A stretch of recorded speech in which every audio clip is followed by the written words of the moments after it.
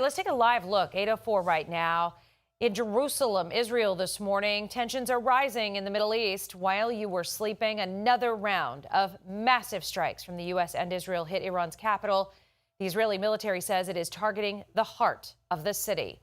Also new this morning, police say at least 9 people were killed in clashes as people stormed the U.S. Consulate in Pakistan after Iran's supreme leader was killed. This is new video from that protest. President Trump is warning Iran not to escalate attacks, saying the U.S. will strike back, quote, with a force that has never been seen before. CBS's Christian Benavidez has more on the rising tension this Sunday morning. The U.S. and Israel launched more strikes today on Iran after taking out the country's supreme leader, dictator Ayatollah Ali Khamenei, and many of Iran's senior leaders. On Saturday, U.S. Central Command released video showing cruise missiles firing from an American warship and fighter jets taking off. And this is all a precursor for follow-on strikes over the next, I would suggest, probably 2 weeks, where we go after the other targets that didn't need the surprise that the targeting of the Iranian leadership did. Overnight, a cloud of smoke could be seen rising in Tehran, while this was the scene in Tel Aviv after a missile strike. On Sunday, tear gas was fired as protesters gathered outside the U.S. Embassy in Baghdad, and several protesters were killed outside a U.S. consulate in Pakistan.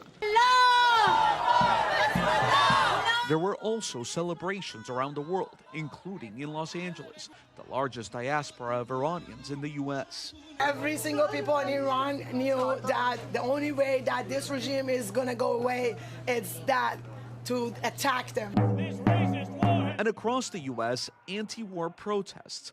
Hundreds marched near the White House and in New York City. We organized today because ultimately we recognize that the American people are overwhelmingly against these foreign acts of aggression. President Trump warned Iran against more retaliatory strikes, writing, "We will hit them with a force that has never been seen before."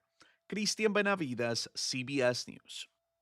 Now, as we speak, there are no reports of American casualties, but the U.S. response to the attack has been mixed, with many U.S. lawmakers concerned that the airstrikes did not receive congressional approval.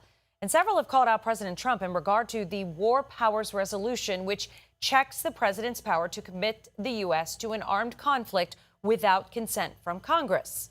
And we looked into this, and since the War Powers Resolution took effect in 1973, every single president has used U.S. forces in significant combat or strike operations without getting Congress to pass an authorization first.